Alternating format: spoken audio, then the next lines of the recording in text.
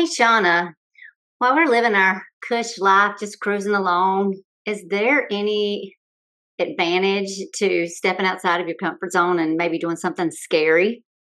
Well, I'm glad you've asked this, Allie, because our guest today, Miss Lin Win, who is a teacher, TED Talk speaker, explorer, extreme athlete, luck pusher, has an incredible story coming from very humble beginnings to overcome incredible odds to face her biggest fears. She has some great life lessons for us.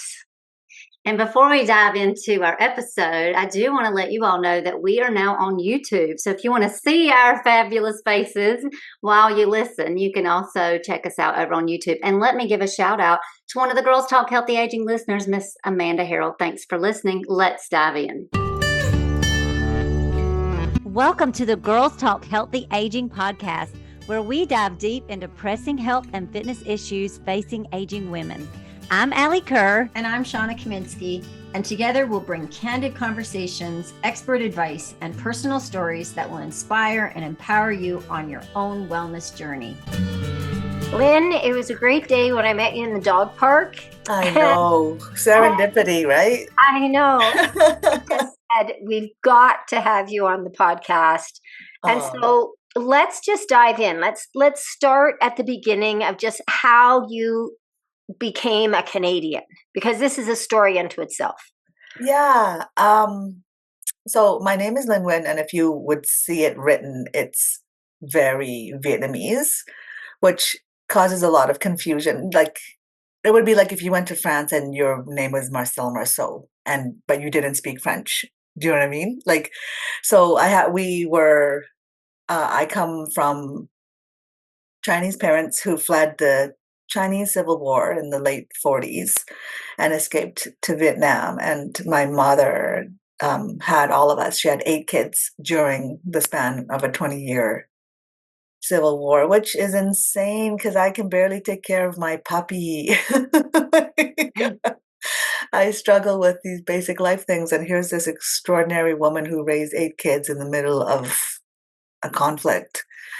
And so when the war ended, it was no longer safe for us to be there. The communist forces of the North had taken over the entire country. And that's when you hear about the boat people of, like in the late 70s, early 80s, there was this huge mass exodus of people leaving Southeast Asia, fleeing for their lives and fleeing, towards safety. But we ended up at a refugee camp on a small island in Indonesia, and that was hosted by the United Nations. And we were there for about a year and received the good news one day that we had been sponsored by a church in southern Alberta. So I grew up in a small town called Brooks. 10,000 people. We arrived there January 17, 1980.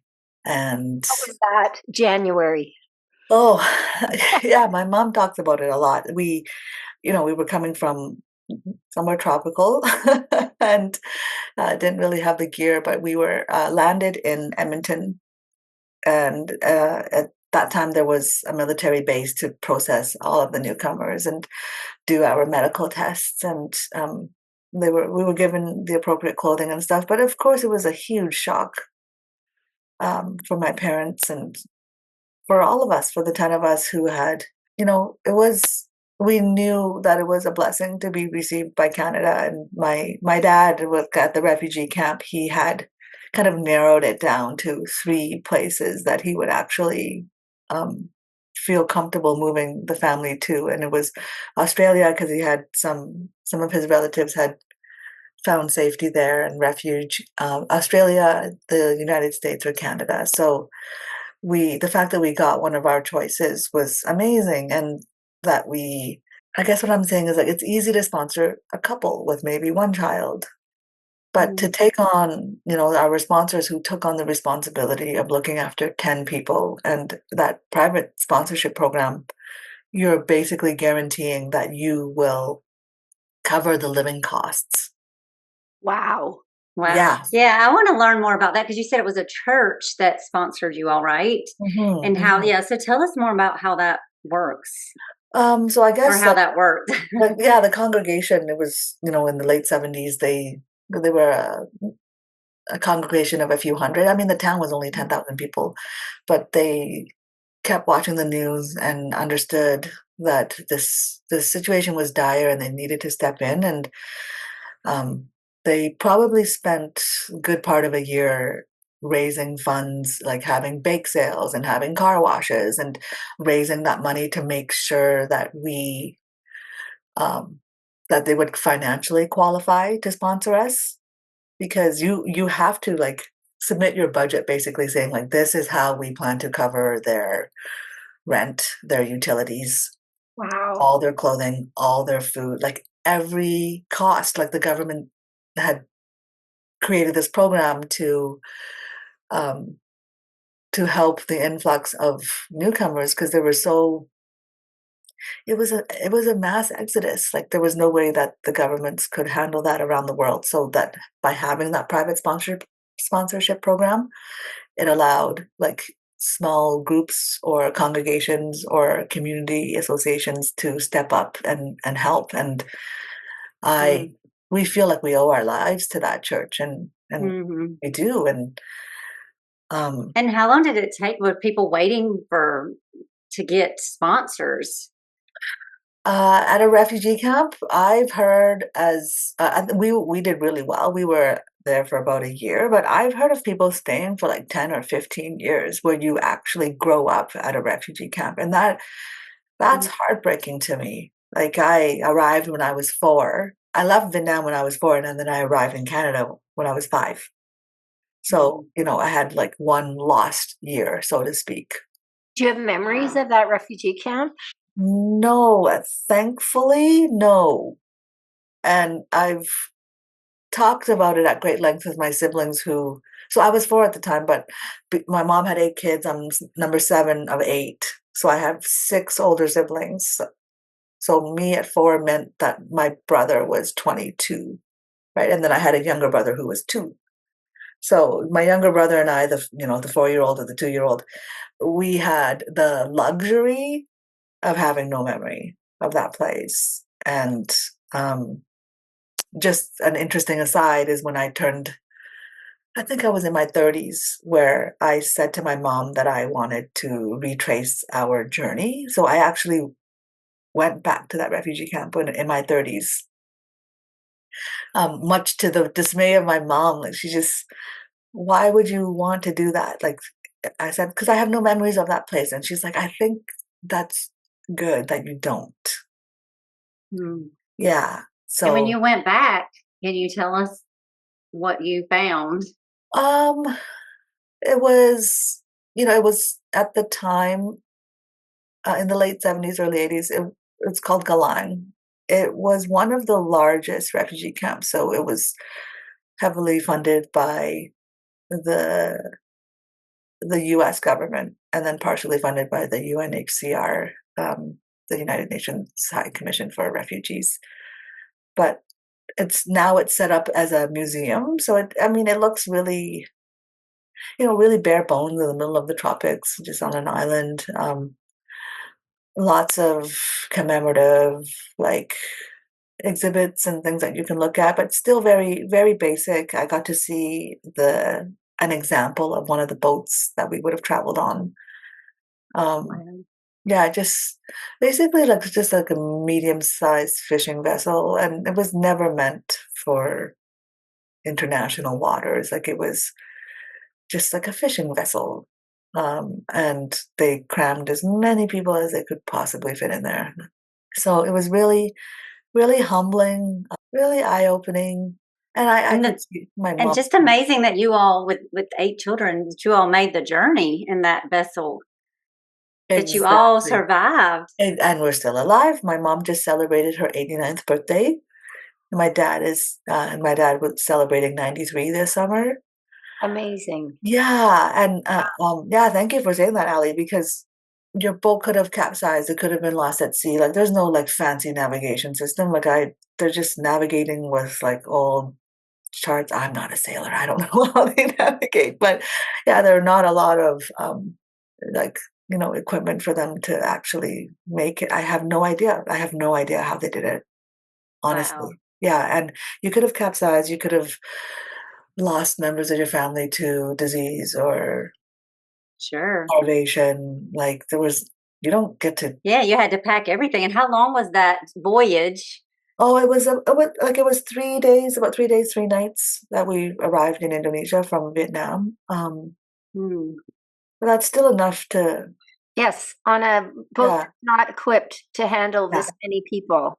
yeah, shoulder to shoulder. And my sister remembers times where like you're so crammed in that if somebody needed to just kind of like adjust their body position, they would say, on the count of three, let's all rotate left. 1, 2, 3. Oh, wow. Like that's how jam packed it was. And because we were younger, we got to stay on the top deck. And like if you were older, you were kind of like left in the bowels of this little ship. And yeah, so You talk about how your family, your parents had hope stronger than fear. mhm. And what lessons, I mean, we could talk probably the whole podcast and we have Yeah, more to yeah, get through. yeah. So many great stories, but Mhm. what did you learn from your parents? Well, again, so like I have to own that I don't have many memories of that time or that place or that chapter of my life, but I do have very distinct memories of sitting at the dinner table in Brooks, Alberta, Canada. 6 o'clock dinner time. My mom and her culinary prowess, like making sure that we always had home cooked meals, and it was at those dinner tables where I get to hear their versions and their struggles. And when you grow up, when that's kind of like the soundtrack of your life of how these people who are blood related to you suffered so much, you kind of feel like a jerk when you're complaining that your mom didn't pack the right snack in your lunch, or that your badminton racket strings need to be replaced. Like, I mean, when I think of all of the entitled kind of nonsense that I would complain about, it's really humbling to you. And also because they were very vocal too. Like, oh, you're complaining about school? I didn't get school. I think my brother had 2 years of schooling, Hmm. like, 'cause Yeah, how do you pay the school fees of 8 children? yeah. You're in the middle of a war. You don't. Well, let's segue a little bit because what impressed me was the fact that you said, "Hey, this big adventure was basically my parents' adventure that I was on." Mhm. I had to be brave, but I didn't have to be as brave as my parents. Exactly. Yeah. So like that was um the entire journey and the safety of our family can is attributed to these two very brave souls who had to they were the decision makers for the rest of us, for the 10 of us. I was just carried along. So there was I when people ask me like, "Oh, you survived the war and like you must be so brave." No, I wasn't brave. I was not the brave one. Like my parents, my older siblings, they were the brave ones. Like if anything, I was the coddled one. I was the sheltered one. I was the one being held. Uh, Yeah, because no one was holding my 22-year-old brother, yeah. So But having said that, then you decided, I want to be brave.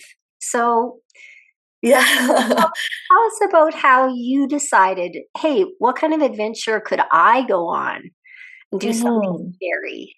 Yeah, so like at those dinner tables growing up and just listening to all their stories and my brother who had to spend almost a year in a communist prison because at the age of 18 my parents tasked him with the huge responsibility of like maybe you could try smuggling yourself out in the middle of the night, like smuggling yourself on a boat, and maybe you could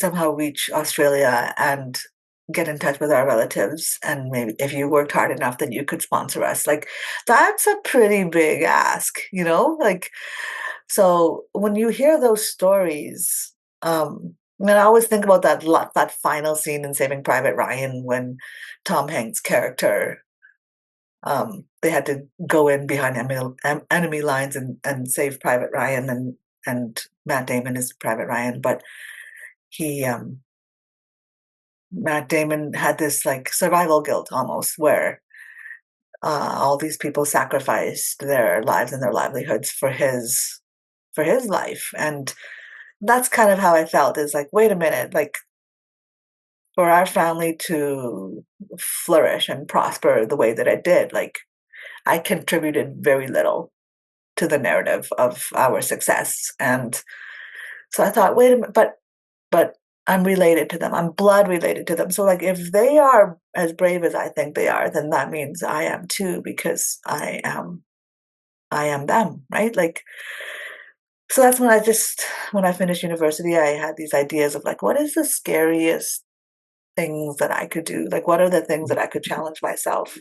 And so when I was in my 30s, I found the scariest thing that I could do, which was to run a marathon in Antarctica. Because the combination of those two things is just comic. It's absurd. It's comically absurd, right? Number one, like, there's a marathon in Antarctica. Like, number two, like, you don't have to be a scientist to go to Antarctica. Like, so I had all these conceptions of who was actually allowed onto that continent. And give us a little background on your running. oh, my running is hilarious. We're about the same age, right? Kind of. Well, okay. Did you have the 12-minute run in high school? Yes. Did you enjoy it? Well, I'm not a runner, but I like all kinds of sports. So at the time I did, but you did not. I did not. I hated it. I remember. And I don't think we had the 12-minute run when I was. Oh yeah, it was invented by this American doctor, and my keynote, I'd say it was, basically to like to torture us. And because when you're a female in high school and you're just, if running is not your thing, like, I love badminton, I loved cheerleading, I love dance, like, but for whatever reason, 12 minutes felt like a really long, torturous thing. And so that all this is to say, I'm not a runner at all. So that's added to the hilarity of this goal. Running a marathon in the Antarctica. Yeah. Yeah. Okay, so how did you get there?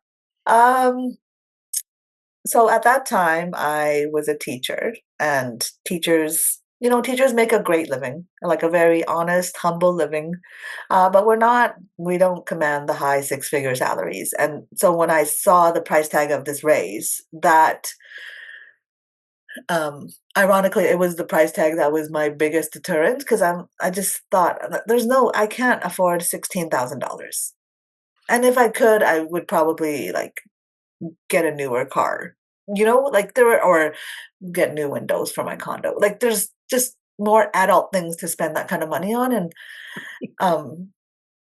yeah, so I had this barrier of finances, as well as like the physicality of it, which is like, I hated running. Like, I could do a marathon, but very badly.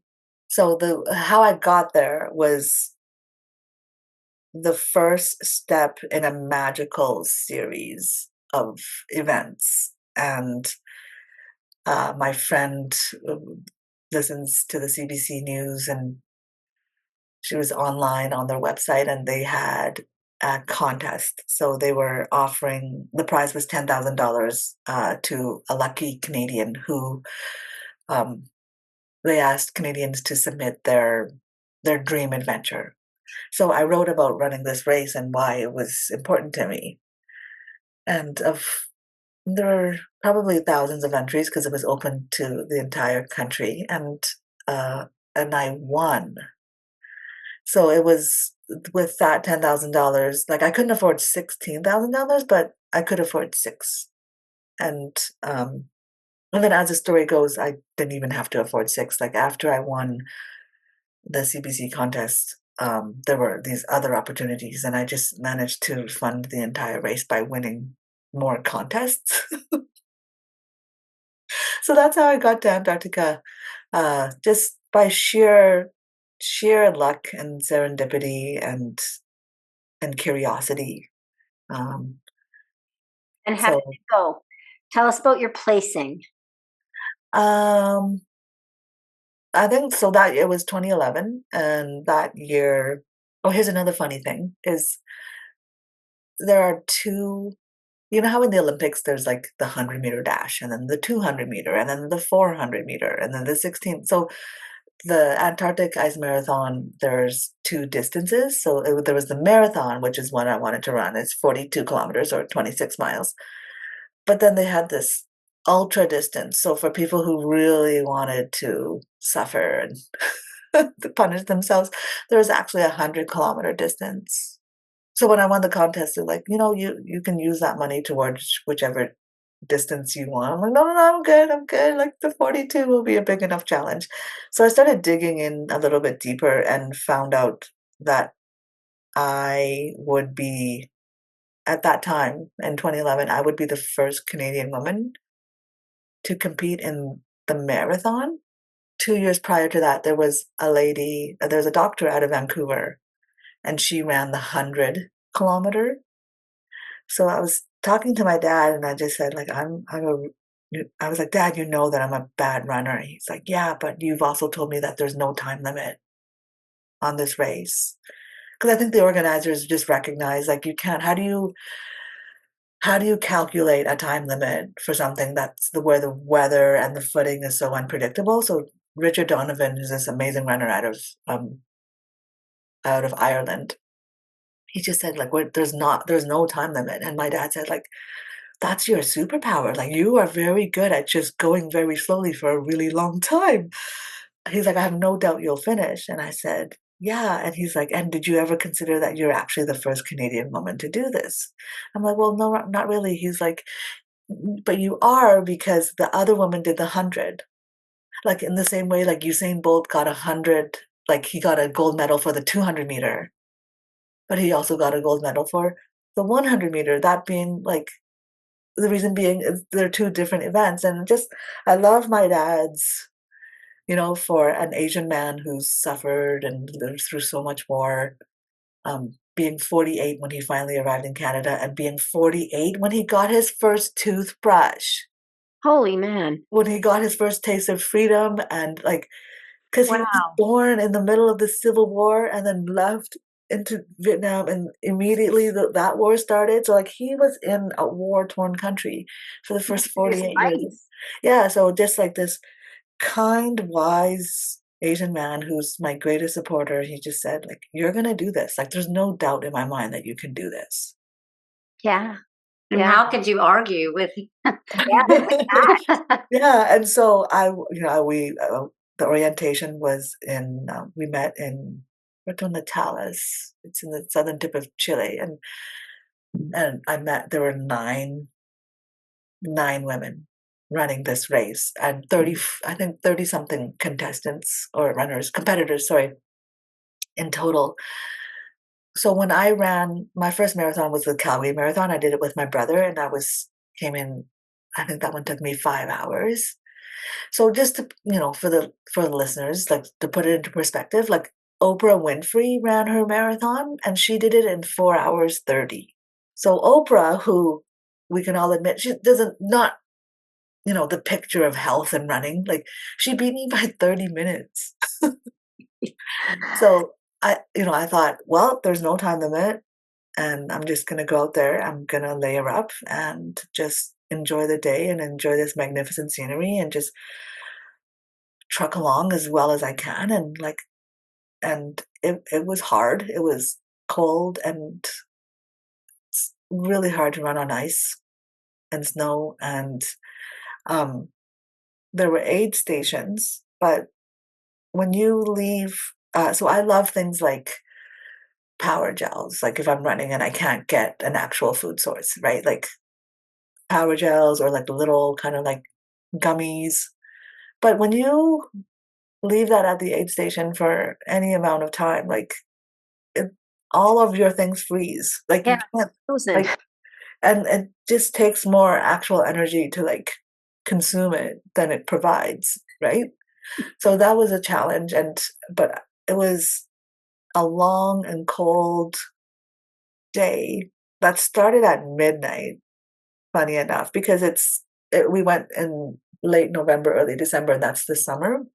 Ah, So in winter, the temperatures in Antarctica are like -80, like we would die, right? So any travel there happens in the summer. So it was, around like -25, -30, where Ali, you don't understand those temperatures, but for No, I do not. holy man. I would die in the summer. And for Shauna and I were like, oh yeah, like we live in Calgary. So it was a long and slow and dehydrated Yeah. 8 hours and 45 minutes it took me. Oh, another thing, like, if you're exercising, what do we like to do?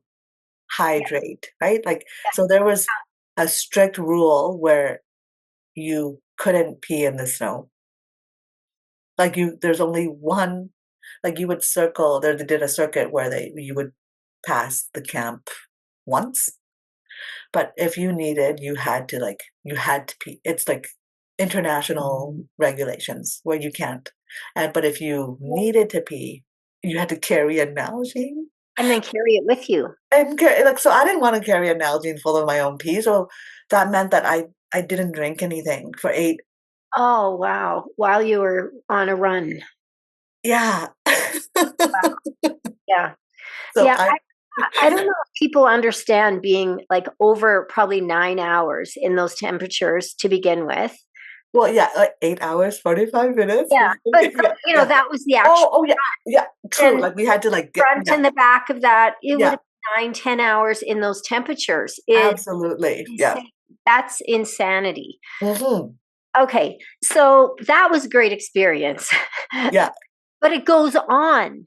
Oh, yeah, because like More. I said winning the CBC contest was the beginning of, I call it my golden decade. Like it was in those 10 years where everything that I hoped for, I could manifest. And it was the most peculiar decade of my life. And don't you think, Lynn, when you do something really hard, that it gives you just a new lease on your life and what's possible?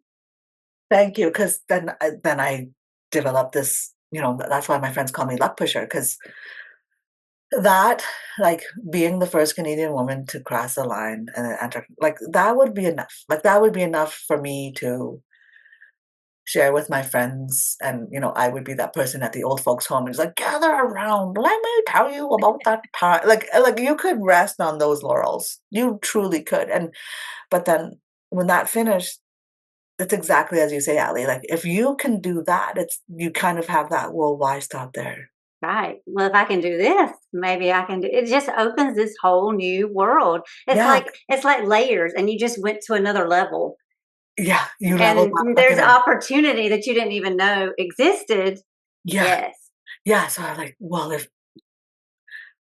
what else can I do? So we slept in tents in Antarctica, and my tent mate, it was -10 in those tents. So like it was a double walled tent. So we were sleeping in -10, but it actually felt really nice because it wasn't -30. So, but like, Wind chill.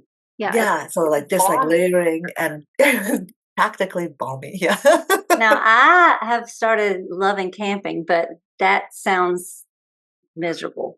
Oh, That yeah. sounds impossible to me. So kudos. You could rest on those laurels just camping in that temperature. Yeah. So my tent mate was a lady named Alison Hamlet, and she was from the UK, and she was actually there to write a story for Runner's World. And I just was talking to her, and she's like, "Wow, like you did it. Like you crossed the line at 8 hours 45 minutes. The winner crossed the line at like 4 hours." And I was just happy. And my joke is that I went from someone who couldn't do the 12-minute run in high school to getting ninth place in Antarctica. And when I tell the story, people are just odd, like, wow, you came in ninth. I'm like, well, no, it's because there were only 9 women. Like, after that, Allison said, well, did you know that Richard Donovan actually organizes the sister race of this? So logically, Antarctica, the sister race is the North Pole. And she said, just talk to him, like ask him about the race. But at the moment that she told me, in my heart, I just thought, I don't need to ask him, like I'm gonna do it.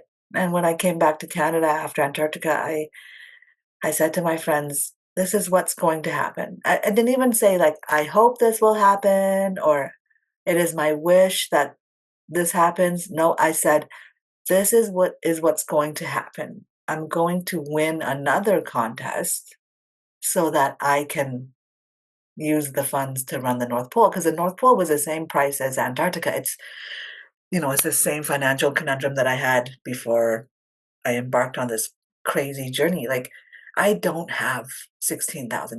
I just don't. Well, I do, but not for that. So I put it out to the universe. I just said, I'm going to win a contest and I'm going to run the North Pole Marathon. We're going to interrupt this interview for just a second because we've got something we want to make sure that you know. If you're struggling with your health, with your fitness, if you don't know where to start or you know what to do and you're not doing it, we're here for you. And all you need to do to get our help is to reach out to Shauna and I at our email, sapodcast23@gmail.com. And we're happy to help and we will be in touch. Now back to the show. And then another contest appeared in my life, and it was Kellogg's. The prize was $10,000. The question was, what is your ultimate active pursuit? Like, what extreme adventure would you like to go on? There were thousands of entries. And I said, well, because, I finished Antarctica, so just to bookend this whole journey, like I want to do the North Pole. And I won. So I won this $10,000 to go run in the North Pole, which is a crazier story than Antarctica, because at Antarctica, there's actually land. It's there's no landmass in the North Pole. Like, it's just, the North Pole sits in the center of the Arctic Ocean, and it's just like these giant ice floes, these ice caps that just bob around in this Arctic Ocean, and we would land on one of these ice floes and run 42 kilometers on this floating piece of ice. And if you were instructed to like stay on the course, because they had tested the thickness of the course that they had mapped out, but they couldn't guarantee your safety if you decided to like veer off course. Was the course clearly marked? Well, when you're in last place, there's 33 other people. Like, it's pretty hard to not follow these footsteps. And it's like, there's like these flag markers. Okay. But it was a 4-point-something kilometer circuit. Okay. We had to run it 9 times. So like, and it just kept getting trod on, right? Like, okay.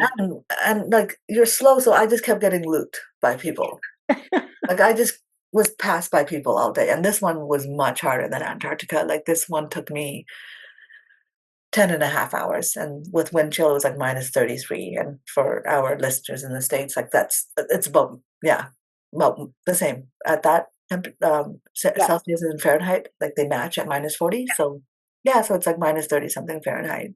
Yeah. So what a sense of accomplishment, but then something else. Because why stop there?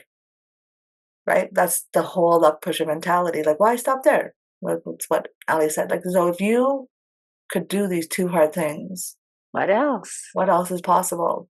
And because the universe conspires to help the dreamer, like, I feel like when I set foot on this journey of testing my limits, honoring the sacrifices of my family, doing the hardest thing that I could possibly do, like, it was just a chance encounter. I could have been tent mates with anyone, but I wasn't. I was tent mates with Alison Hamlet, who knew about the North Pole race.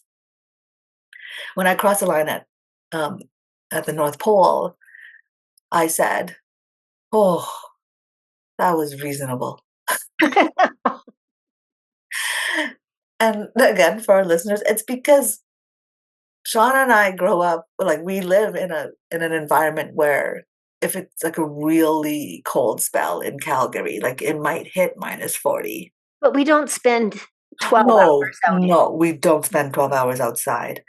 Yeah. But so when I said that was reasonable, that's what I meant is that I was just happy to cross the finish line. So I became the first Canadian woman to run a marathon at both poles. There were 5 competitors, so that means I got my first top 5 finish, you know? But I just said that's reasonable because I still had my fingers and my toes and the tip of my nose was in frostbitten and I didn't have like I had suffered no kind of like lingering physical injuries due to cold. That's what I meant by reasonable. And so then this It man was so reasonable that there was a whole 5 people that decided that this was worthwhile. Yeah. So this man, his name's Ali Webby. He's from Lebanon. He's this great runner. He's like, Lynn, you think this is reasonable? Yeah, Ali. Like, he's like, oh, well, you need to check out the 4 deserts. And so when I was able to log on to a computer back in, I think it was Norway, we flew back to Norway.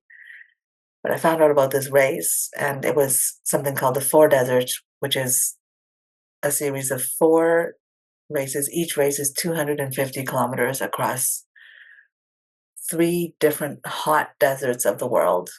And if you could finish 2 of them, then you would get an invitation to compete in the 4th and it's called the last desert.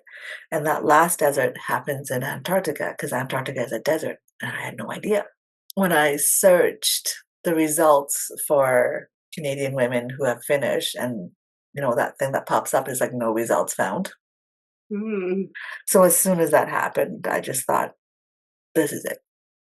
I have to do this now because when you're the 7th of 8 children, you don't get to do anything first. Like, Right. right? So it was just, this is it. I don't have children. I will not leave any type of legacy. I have 10 amazing nieces and nephews, but they're not my legacy. So I knew that if I could finish this 4 desert series, that this would be my legacy. And this would be something that at the end of my life that I would feel very, very proud about. But the barrier is still finances. Like, so I looked at what it would cost to do 3 deserts, Jordan in Wadi Rum, and then the Gobi Desert, and then the Atacama Desert in Chile. And then getting on a boat this time to fly to Antarctica. When I did that marathon, we flew in. But yeah, like, so the whole thing would have cost $50,000. And I'm a teacher. Like $50,000 is a down payment on a house. But the universe conspires to help the dreamer. And because I had the power and confidence of manifesting and like this strong intentionality to my life at that point, like I kept coming across these opportunities where, like, do I talk about it? Do you want me to talk about it? Yeah. Okay. Like, because there was a contest. Yeah, because there was a contest. And the contest was from Husqvarna, they were known. And remember, like, after I had finished these 2 poles and I had decided that I wanted to do these 4 deserts, I wrote to Nike and Reebok and Adidas and North Face and Arc'teryx and like all of these kind of outdoor active athletic companies, and I explained who I was and that my goal was to finish the 4 deserts and I was looking for sponsorship. But do you know how many companies responded? 0. Yeah, and also if you were Nike, like, do you want to sponsor the person that came in last place? Well, I think looking at what the contest was, it would have, Right? yeah. Yeah, so like I understand, like they're just like, well, you haven't really proven yourself as an athlete or like really, like only the gold medalists get sponsorship, right? Like it's, I suppose. or anyone that podiums. But so I knew that these kind of like traditional avenues of sponsorship were close to me because I didn't do well. I did well in my mind, right? Like, and like in the scope of things, yes, I finished. But when you look at the time of things and like the winner came in at 4 hours, I took 10, right? So Husqvarna had a contest and it was, so they make power tools like lawnmowers, chainsaws, and their contest was, it was called Challenge the Impossible. And they wanted to know, like, share a story of how you challenged the impossible. But I really think that their goal was that you would use in your story, it would be some kind of story of how you use their one of their pieces of equipment.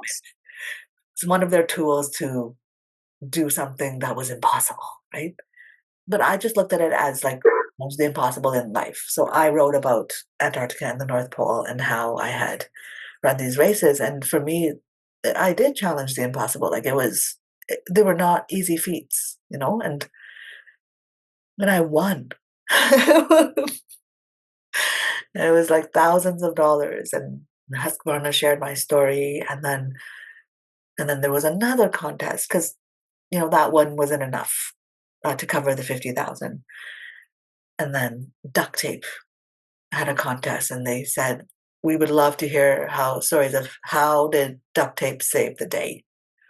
So I wrote about how I used duct tape to tape my goggles because it had been damaged in the transport, and I didn't want to be staring at the snow for 10 hours and damage my retinas and get snow blindness. Like I used duct tape to tape my goggles, and then I won.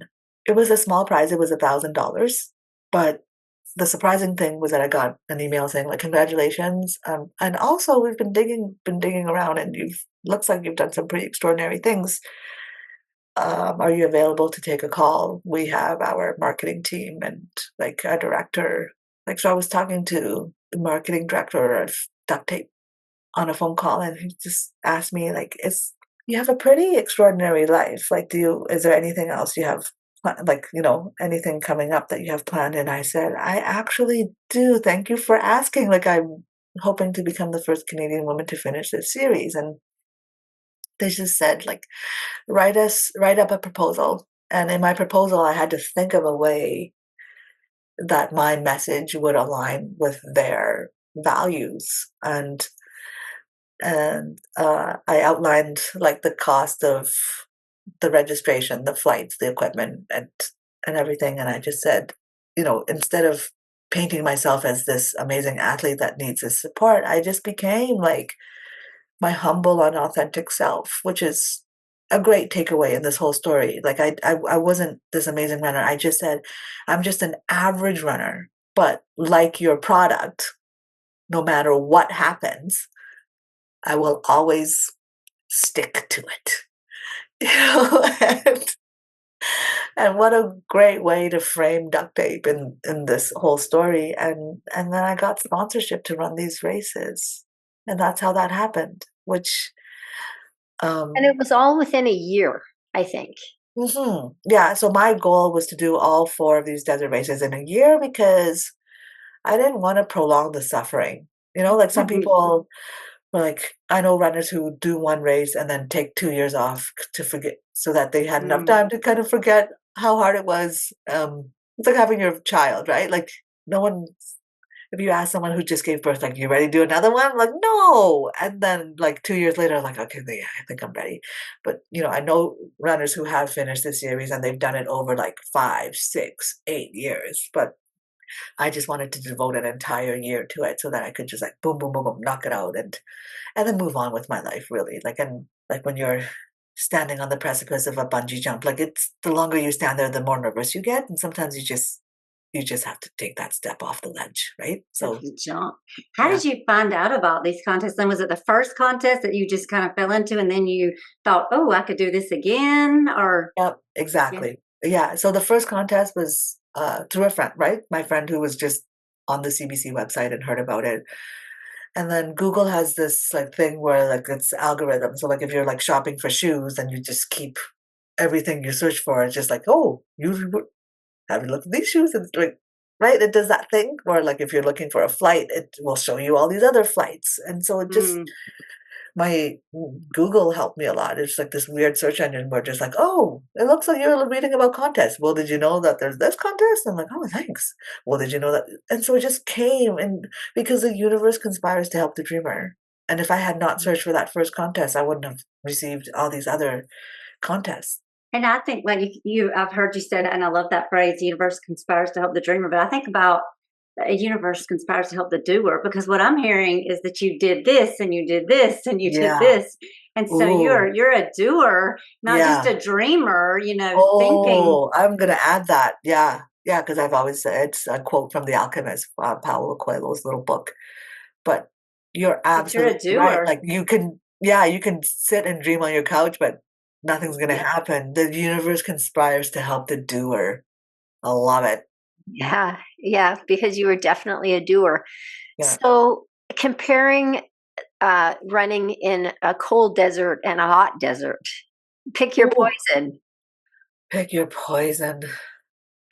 Yeah, what's harder? Definitely the deserts, just because of the scope of it, right? Like, so a marathon, you can. I think I say this, and I don't know if it's insulting, but I think anyone of reasonable fitness can run a marathon. It might be an unpopular opinion, but if there's no time limit, like anyone of reasonable fitness can run a marathon. But like, it's Like hard a to run walk. exactly It's like not, you don't have to run like your pants are on fire. no, just like and yeah, if you are of reasonable fitness, you should be able to walk the entire length of a marathon, which is what I did in Antarctica and the North Pole. The desert is a different monster because it's 250 kilometers. So, like, for the first 4 days, you're doing a marathon. And on the fifth day, they challenge you by they set the course as a double marathon. So on the fifth day, like you're doing 80 plus kilometers in the desert and you're carrying all your gear. It's a self-supported race. So Yeah, they I wanted you to speak about that because we talked about how it was self-supported. It's not like you're going to the Ritz and having a four-course. Yes, well, like they supply three things. They supply a tent at the end of each stage. So if you can make it to that stage, like there is a tent for you that you're sharing with 9 other sweaty, dirty people, stinky people. But you all stink in the same way, so it doesn't matter. And throughout the day, there are aid stations that are spaced about 10 miles apart, right? About 15 kilometers apart. And so there's at the aid station, you can pick up more water. So it's not like you were carrying enough water for the 250 kilometers. Like you could refuel with water. And then they also make sure that there is a medical professional at each of the aid stations. So you could get help if you wanted to. But otherwise, you're carrying your food for 7 days, your emergency kit, your equipment, your different layers, because the swing in temperature is crazy. Like daytime temperatures are in the 40s. Like overnight, I would wake up in my tent and I could see my breath. So you're making sure that you have the proper footwear and like a little medical kit to like you gotta pop your own blisters. Like you can see the doctor for big things, but they're not gonna pop your blisters. They're not gonna like dress your feet, right? Yeah, like an emergency kit, food, all your electrolytes for the 7 days, and that was really important to balance because you're sweating way more than you would normally. Were you But allowed to pee along the way on those? yes, you could be anywhere you Oh, wanted. great. Anywhere you wanted. Yeah, Yeah, so that was a bonus. yeah, that is incredible. So after you did the 4 deserts, were you satisfied? Did you think, okay, I'm done now? I was done with the physical pursuits of my life. Yeah, I just keep thinking about what Ali said earlier. It's like when you cross such a large finish line, you don't stop because now you're emboldened with this intense curiosity of like, holy crap, I did that. Like I became the first Canadian woman to finish the Four Desert series. And then because I had crammed it all in one calendar year, like I was the 8th woman in history to do that. And there are more people who have summited Everest than have finished that race series. If I have this incredible stubbornness and ability and perseverance, and if nothing that I did was technical, and I say that because I don't think I can do Everest. I don't think I can learn about crampons and ice climbing, and I think it's a very technical thing. But what I did didn't seem very glorious. I put on some shoes and I walked for 7 days. I knew that I was done with the physical pursuits, but then I could just kind of turn that curious lens onto other parts of my life, and I moved from being a teacher to becoming a professional speaker. I didn't win any more contests to run these races, but the contest came in another form in my life where I had decided I really think that I have lived a life that's worth sharing, and I want to spread this message of audacity and perseverance, and I really want to write my memoir. Felt very strongly that I had lived a life that was worth writing about. And as soon as I said that, my friend, who's an artist, he does oil painting. He's from Toronto. He's like, "Have you heard of the Canada Council for the Arts?" And I said, "What? No, I haven't." He's like, "Well, it is as it sounds. It's a council for the arts. So it's, this national kind of committee, and they offer grants to artists, to Canadian artists. So an artist can be, maybe you want an Indigenous rap album, right? Or maybe my friend who's doing oil painting. So any manner of arts is supported by this Canada Council, but again, you're in competition with everyone else in Canada has an idea. There are so many examples of what they consider to be art projects. I didn't consider myself a writer, but my friend was convinced that I was because I had won all these contests through writing. And he said, "I think you should just write to the council and see, go through the process, submit your proposal. The proposal is very simple. Why this project? Why you? And why now?" Very simply. I mean, I submitted a 10-page proposal, but that's the crux of the core of what they want to ask. And so I won. And they just said, the committee read your proposal and we feel strongly that it is a project that is worth supporting. So I think the Canada Council, the first grant I got was $25,000 to write my memoir. Yeah. And then when I submitted a few more proposals after that because the writing process is really long. So I was able to explain I still need some more support, but so all in, I think the first Canada Council grant was $25,000, and then I received, the contest, if you want to call it, from the Alberta Foundation of the Arts for another $15,000, and then a third grant for so these contests kept appearing in my life, but have nothing to do with running anymore. It was all about getting me to the end of my writing goal. So I call it the rough final draft. So all the pieces are there. So I'm just trying to do some editing. Then I'll be approaching publishers about it. And I'm sure you'll figure that out because you are very resourceful is what I'm hearing. You are a doer and you're very resourceful, and these things you keep finding. And yeah, it's a friend that told you about this. And one of the things that's amazing about your story, Lynn, is that you're not a native of Canada, but look at how proud you have made your home country now with the running, and then also how you've tapped into these resources that are available through the Canadian Council for the Arts or whatever organization. And you're, that is just, again, a testament to the doer, not necessarily, the dreamer and the doer. So kudos to you. Dream you're gonna figure it out. I think so too. I really think I'm gonna figure it out. And And you know, some people might just say, "Oh, Lynn, she's just so lucky. She's just so lucky." And it is not about luck. It's about you creating your own luck. Yeah, yeah, Creating an intention, yeah, and with that intention, it opens yeah, your eyes to opportunity. yeah, And yeah. so I want That's so funny. Like people, that's exactly what it's like. Oh, you're so lucky. I'm lucky. yeah, Like yeah, you You're think I writing would? 10-page proposals and Yeah, like doing these races that are in would the I? temperatures I couldn't survive in.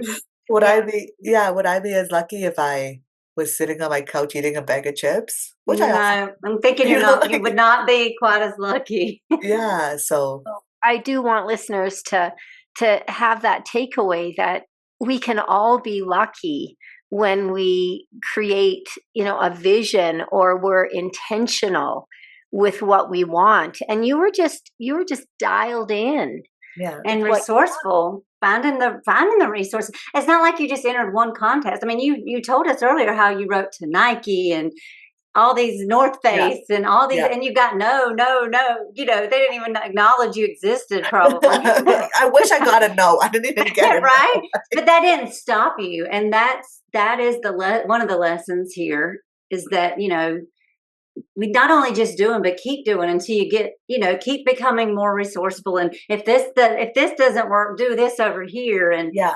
yeah. So this is a thing that I came up with recently, and because someone asked me that question of like, how do you keep going?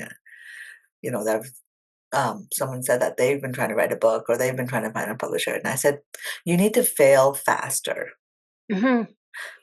meaning like you need to get as many rejections out of the way. Because what if I told you like somewhere on the other side of those rejections is a yes? Yeah. Like you need to muddle through the no's as quickly as possible, as many no's as you can. Yeah. That's a Yeah, great you need to fail faster. Like so that means like sending out 10, 20 proposals a day. And just like, oh, look at still failing, still failing. Because we know that at the end, the other, you know, your Mhm. metaphor, when you cross your metaphorical ocean or when you cross your metaphorical desert, like on the other side of that is the most powerful version of yourself, yeah. is the dream that you're waiting when you get Get to that to shore. doing, get to Yeah. doing and taking Just keep doing, action, just like, whether oh, you fall down or yeah, when people say like, "Oh, but I've been rejected by 20 publishers." I'm like, "Great. Let's get you rejected by 20 more because you're gonna run out of rejections." Lynn, if you had a wish for our listeners, you've given so much, even with that. My my greatest wish is that if you are encountering any kind of uncertainty in your life, my hope and wish is that you are able to face that uncertainty with curiosity instead of fear. Oh, powerful. Yeah, and so my word for that is wanderlust, because I've spent many years wandering the world. I've been to like 40 countries and 6 continents. I'm missing Australia. So my goal, I'm like, I hope that one day I'll be hired to speak at a conference in Australia and they'll just fly me out and I'll speak at this conference and it's probably gonna happen. It yeah, will happen. you're putting it Yeah. out, also I'm putting putting it it out in the out. universe. Yeah. And then one of your listeners will be like, actually, we're Yes, Yes, we exactly. do have listeners in Australia, so there you hello, go. Australia.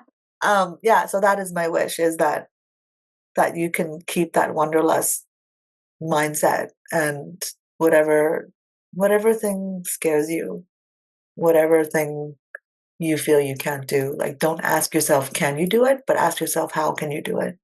So if you can just approach it with a little bit of curiosity instead of fear. Love it. Allie?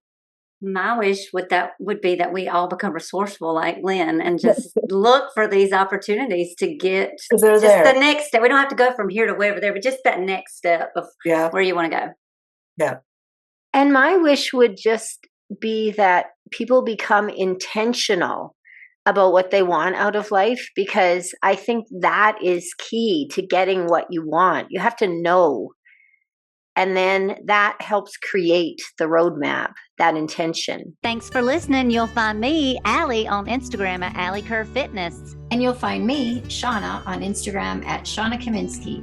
Feel free to pop us a DM with questions and or feedback. If you're enjoying the Girls Talk Healthy Aging podcast, please subscribe and share it with other health-minded women. Ratings and reviews are also much appreciated and help us get our message out to a larger audience. Until next time, be healthy and be happy.